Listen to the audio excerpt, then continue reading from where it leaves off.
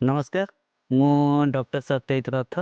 ମୁଁ ଗୋଟେ general surgeon ବା ଶଲ୍ୟ ଚିକିତ୍ସକ। ବହୁତ ଜଣ ପଚାରନ୍ତି ସାର୍ ଆମେ ସର୍ଜରୀ ଡିପାର୍ଟମେଣ୍ଟକୁ କେବେ ଦେଖେଇବୁ? ସମସ୍ତଙ୍କ ମନରେ ଗୋଟେ ଥାଏ କି ସର୍ଜରୀ ଡିପାର୍ଟମେଣ୍ଟକୁ ଯିବାଟା ତାଙ୍କ ପାଇଁ ଗୋଟେ ଭୟର କାରଣ କାହିଁକିନା ଯିଏ ବି ଆସନ୍ତି କାଳେ ସର୍ଜରୀ କହିବେ। ସର୍ଜରୀ ଆମ ପାଇଁ ଗୋଟେ ବହୁତ ବଡ଼ ଷ୍ଟ୍ରେସ୍। ଆମେ ସର୍ଜରୀକୁ ବହୁତ ଡରୁ। ନା ସେମିତି ଡରିବା ଦରକାର ନାହିଁ। ସବୁ ସର୍ଜନ ପାଖକୁ ଆସିଲେ ଯେ ସର୍ଜରୀ ହେଇଯିବ ତା ନାହିଁ। ବେସିକାଲି ଆମ ପାଖକୁ ସେବେ ପେସେଣ୍ଟ ଆସିବା କଥା ଯେବେ ପେଟ ବହୁତ ଜୋର ପେନ୍ ହେଉଛି ଯେଉଁଟାକି 24 ଆୱାର୍ସ 48 ଆୱାର୍ସରୁ ଅଧିକା ରହୁଛି ପେନ୍ଟା।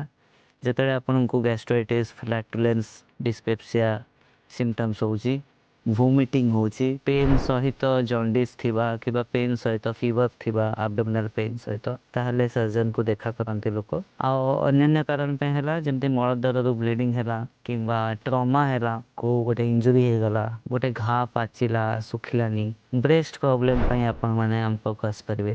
ବ୍ରେଷ୍ଟର ଗୋଟେ ଗେଟା ହେଲା ଯେଉଁଟାକି ଆପଣଙ୍କୁ ବଦର କରୁଛି, ଆସ୍ତେ ଆସ୍ତେ ସ୍ୱେଲିଂ ହେଉଛି, ଏନି ବଡ଼ିରେ ଲମ୍ପ ଥିଲେ ଆପଣ ସର୍ଜରୀରେ ଦେଖିବା କଥା। ଯେଉଁଟାକି ପରସିଷ୍ଟେଣ୍ଟ ଲମ୍ପ ୱିଥ୍ ପେନ୍, ଆପଣଙ୍କୁ ଗୋଟେ ଲମ୍ପ ଦେଖାଯାଉଛି ଯେଉଁଟାକି ବହୁତ ଜଲ୍ଦି ବଢ଼ୁଛି, ଏଗୁଡ଼ା ସବୁ କ୍ୟାନ୍ସରର ସିମ୍ପଟମ୍ସ ଥାଏ। ତାହେଲେ ଆମେ ସର୍ଜରୀକୁ ଦେଖା କରୁ। ଏଗୁଡ଼ା ମେନ୍ ରିଜନ୍। ଆଉ କେତେ ଗୁଡ଼ା ରିଜନ୍ ଅଛି ଲାଇକ୍ ଅନଏକ୍ସପ୍ଲେନ୍ଡ ୱେଟ୍ ଲସ୍, ହଠାତ୍ କିନି ଆପଣ ଓଜନ କମିଯାଉଛି। ସର୍ଜରୀ ଡିପାର୍ଟମେଣ୍ଟରେ ଦେଖିଲେ ଯେ ସବୁବେଳେ ସର୍ଜରୀ ହେବ ତା ନାହିଁ। ସର୍ଜରୀ କେବଳ ଯେବେ ଦରକାର ଥାଏ ସେବେ କରାହୁଏ। ତ ଭୟରେ ରହିବାର କିଛି କାରଣ ନାହିଁ।